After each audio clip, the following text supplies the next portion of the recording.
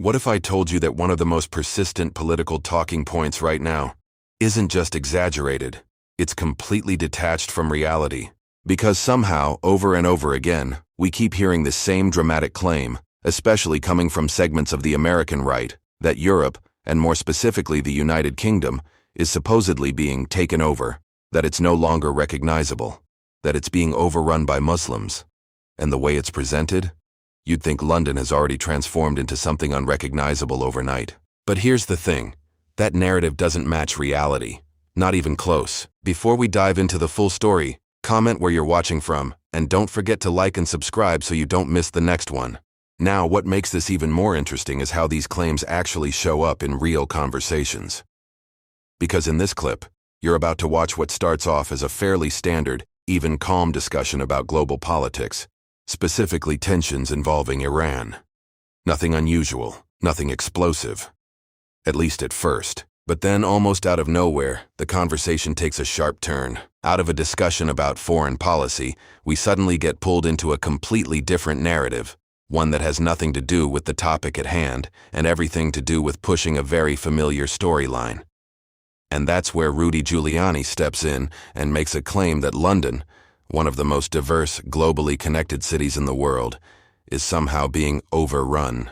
And on the other side, you've got Piers Morgan, who clearly isn't expecting the conversation to go there, but ends up having to respond in real time. So what you're about to see isn't just a debate. It's a perfect example of how quickly a political discussion can shift from facts into fear-based narratives. Let's watch how it unfolds. Well, I'm pleased to say that I'm joined now by Rudy Giuliani, the former New York mayor and lawyer to President Trump. Rudy, welcome back to Uncensored. How are you, Piers? I'm good. I've missed you. You well? I do. Me too. You're doing very well. Thank you. Look, we don't agree completely, but I really appreciate your ability to really put out both sides. I want to compliment you on what you did do Fuentes.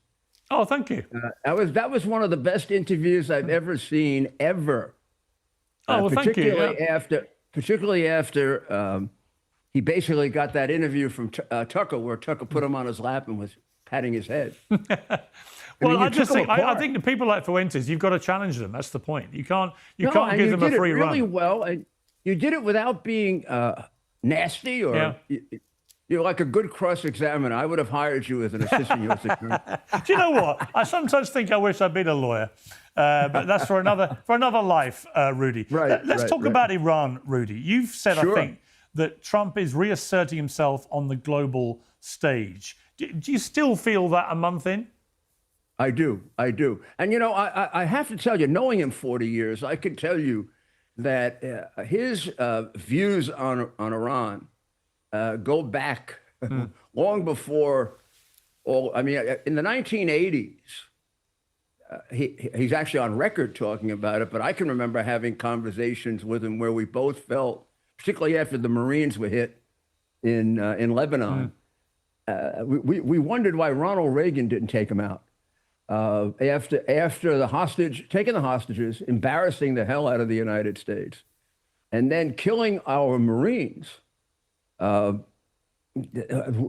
think this is like, this should have happened like 35 years ago.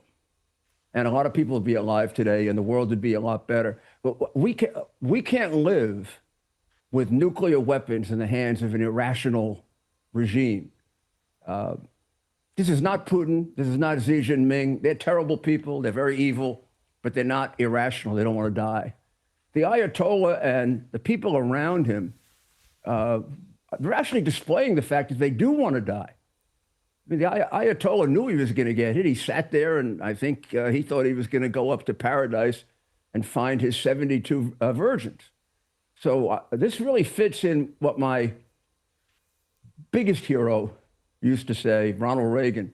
Ronald Reagan used to say, mutually assured destruction is the way we kept this world together for a long, long time during the Cold War. But it's immoral because it rests on the fact that both sides have to have a rational leader. You get a crazy man in either spot, goodbye world. And we got a crazy man who wants to get nuclear weapons, has already killed thousands of Americans, chants every week that he wants death to America. I don't know how much more how much more of a threat you have to have. But given he's been replaced, it appears, by his son, although we haven't seen the son as supreme leader, and the son has now lost his father, his mother, his wife, and 2 of his kids reportedly. May even have died himself. We just don't know. But clearly the ideology hasn't died. The IRGC remain in place. And I just think, and General Kimmett just shared this concern, that if America was to now commit ground forces into Iran to try and get, for example, the enriched uranium, it could be one of the most dangerous operations American forces have ever engaged in. And if, as you say, you're dealing with unstable people who don't mind dying for their cause, does that not concern you, Rudy? Of course it concerns me. I mean, when we lost our first soldier, you say to yourself, is it worth it? And now, what, 13? But the reality is, it worries me more that we have a world in which I mean, at one point, Iran was a substantial power in the Middle East. It looked like they had an empire across the northern part of the Middle East. I mean, they controlled Syria, they controlled Lebanon. They had 3 or 4 proxies that were extremely dangerous. I mean, Hezbollah was undefeatable at one point, we thought. So to let them move back into that situation again puts the whole world in danger. Why do you think they shot that missile that went, what did it go, 2,000, 2,500 miles? They wanted to show Europe, you know, we can hit you at this point. And they've actually attacked the Emirates more than they have Israel. Right. Which has to tell you that their aim here is either totally irrational or it's to be the dominant power in the Middle East. There's a third way you could look at it, which is it shows you they're actually being quite rational and quite cunning. They know they can't compete with America / Israel militarily. They can't compete with the military firepower in terms of just numbers. But when it comes to strangling the global economy by closing the Straits of Hormuz, and when it comes to attacking the Gulf states in the way they have, attacking refineries and tourist areas and so on, killing, for now, stone dead the business models of those states until this is over. That shows a lot of rationality, actually. It's a rational response to defending yourself when you can't do it purely with military firepower, isn't it? They've shown a cunning which appears to have been underestimated by America and Israel. Well, I'm not sure it was. I mean, I think I always thought an action against Iran would be a major war. It's a country that's been building up militarily. In fact, I think had it been 2 or 3 years ago, it would have been even worse. We've deteriorated them a lot in the last 2 years. But I mean, the reality is that probably makes sense at the beginning, because that's what I thought. I thought they were doing this in order to get the Arab states to put pressure on the president to call a ceasefire. Yeah. But the reality is it's the opposite. European countries want a ceasefire, but they want, I mean, they would surrender if I declared war on them, and I'd be able to take them over. I mean, they're all a bunch of useless cowards. But do you really believe that, Rudy?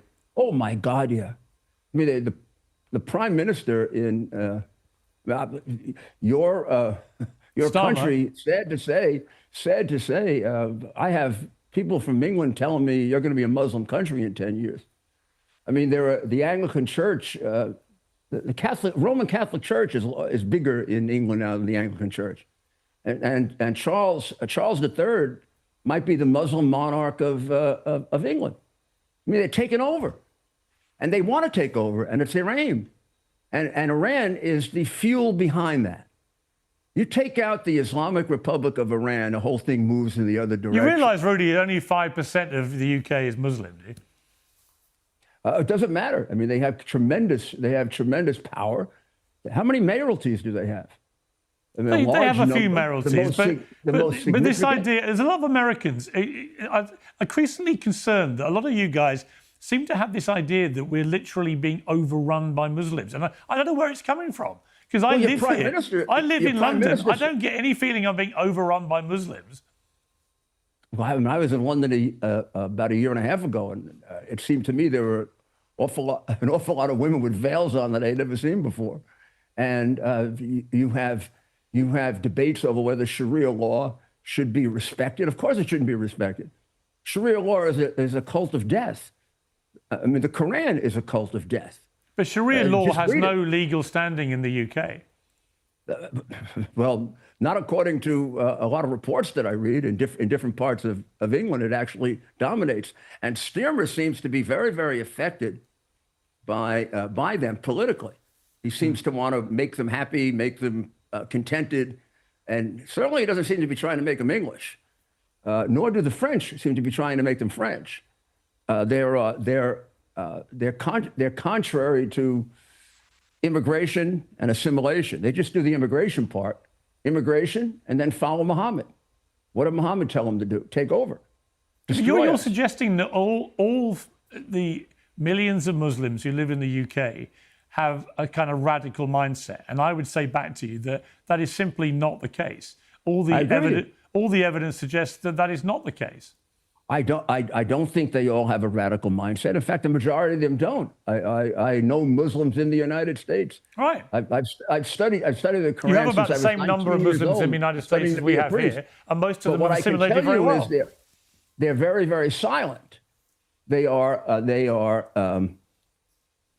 There's a very, very excessive, militaristic form of the Muslim religion, which is justifiable based on the literal words of the Quran. And then the rest of the Muslims are very silent. You rarely hear an objection to the horrible things that they do. And very often you hear a defense of it. It's very hard to get Muslims to stand up to the atrocities that they have, that they commit. And there's a defensiveness that's extraordinarily dangerous. Reminds you of a little of Germany. Certainly all of Germany weren't Nazis. They just were afraid, and they were defensive, and wouldn't stand up to it. That is a significant problem in the Muslim world, and it's beginning to change in the Arab countries. You also can't discount the fact that what you have going on between Iran, Persia, and the Saudi Arabian desert is a 1,500-year, 2,000-year war between the Persians and the Arabs. I mean, they despise each other deep down. Now, what happened and why your theory that it was very rational doesn't work is because the Arab countries are now telling Trump, don't end this and leave them there. Because to leave them there is just to kick this down the road. If they're going to do this to Emirates now, if they get more powerful, they'll do even worse. So if I were the emir, I would be very much in favor of anything and everything that gets this theocracy over with. And I think it's possible to do it. I don't think they're as powerful as they appear to be. I think that we've done tremendous damage to them. God knows we don't know, because most of the press and most of the reporting is very much against us. To suggest that they're winning this war like the Economist did is absurd. You're not winning a war when you've lost thousands and we've lost 13. I mean, it's absurd. And where you've taken more people out in the Emirates than you have in Israel. The reality is we don't know how much longer it has to go, and we don't know when they're going to break. But we have them going in that direction. And it's going to take an awful lot to get them back there again if we have some other president has to do it.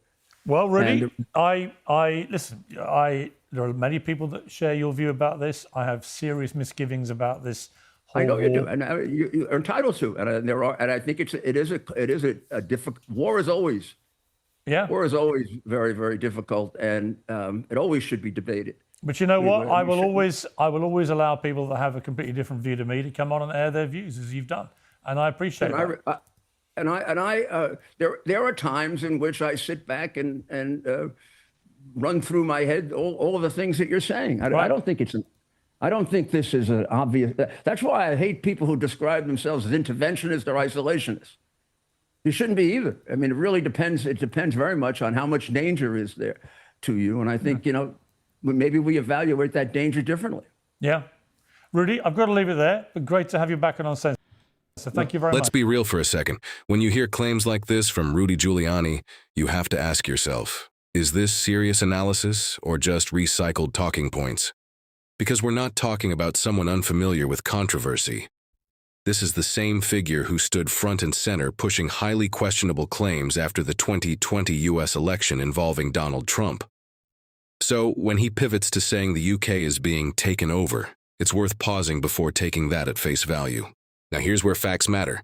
Muslims make up roughly 6% of the UK population, about 4 million people in a country of nearly 70 million. That's not a takeover, that's a minority. And despite all the noise, there is no part of the UK governed by Sharia law. Those councils people keep referencing? They're advisory, non-binding. Similar in structure to long-standing religious arbitration bodies in other communities. And perhaps the most important point that keeps getting ignored, the majority of British Muslims are actually born in the UK. They identify as British. They're part of the fabric of the country, not some external force reshaping it from the shadows. Politically, the numbers are just as telling. Representation in Parliament is actually lower than their share of the population. There's no overwhelming influence, no coordinated bloc controlling decisions, just individuals with different views spread across parties like anyone else. So when you zoom out, what you're really seeing isn't a demographic takeover. It's a narrative, one that takes fringe examples, amplifies them, and presents them as the norm. And the real question is, why does that narrative keep getting pushed? Why is it always the same groups being singled out? That's something worth thinking about. Let me know what you think.